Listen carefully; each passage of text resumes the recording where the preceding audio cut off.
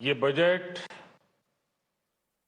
100 साल की भयंकर आपदा के 100 साल की विकास का नया विश्वास लेकर आया है। ये बजट अर्थव्यवस्था को मजबूती देने के साथ ही सामान्य मानवी के लिए अनेक नए अवसर बनाएगा। ये बजट मोर इंफ्रास्ट्रक्चर, मोर इन्वेस्टमेंट, मोर ग्रोथ और मोर जॉब्स की नई संभावनाओं से भरा हुआ है। और एक नया क्षेत्र और खुला है और वो है ग्रीन जॉब्स का।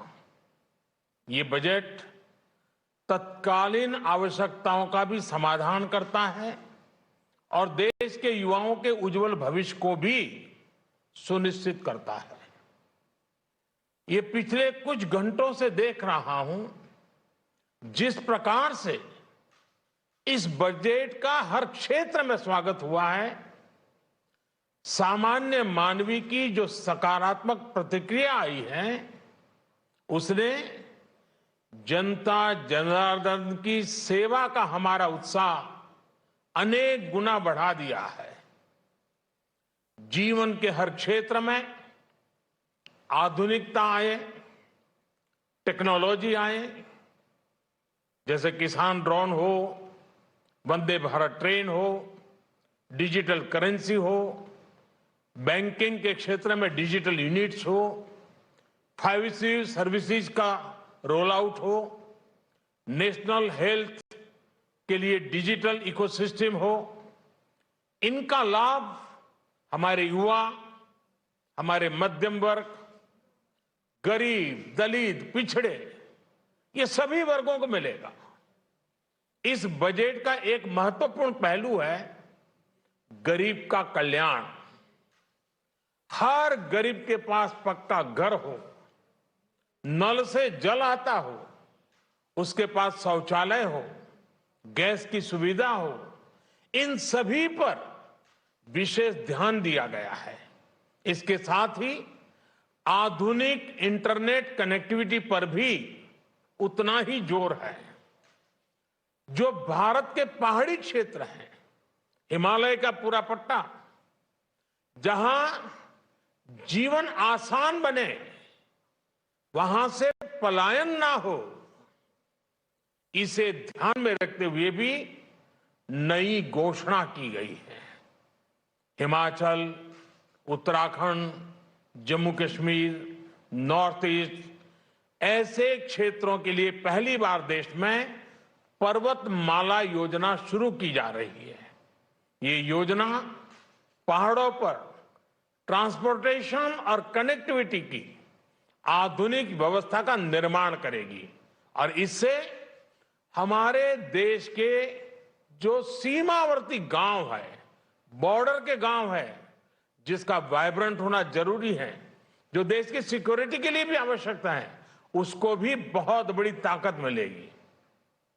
भारत के कोटि कोटि जनों की आस्था मां गंगा की सफाई के साथ साथ किसानों के कल्याण के लिए एक महत्वपूर्ण कदम उठाया गया है।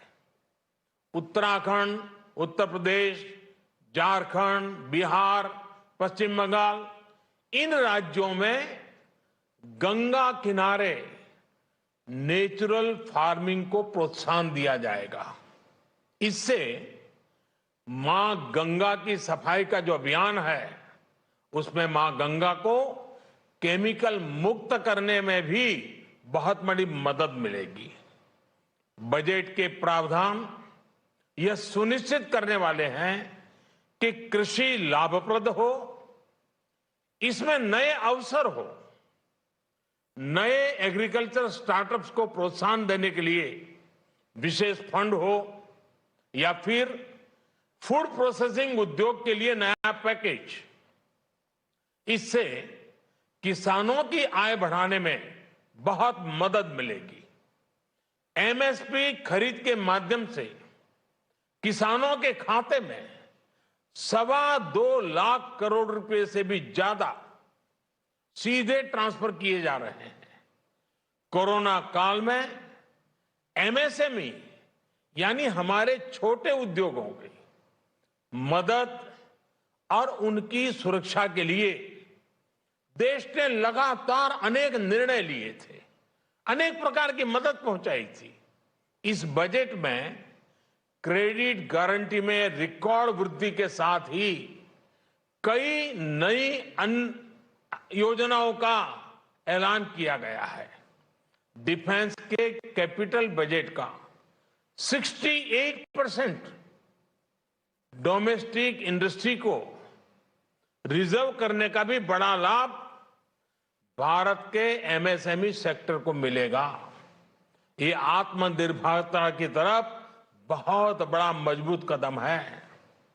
7.5 लाख करोड़ रुपए के पब्लिक इन्वेस्टमेंट से अर्थव्यवस्था को नई गति के साथ ही छोटे और अन्य उद्योगों के लिए नए अवसर भी बनेंगे।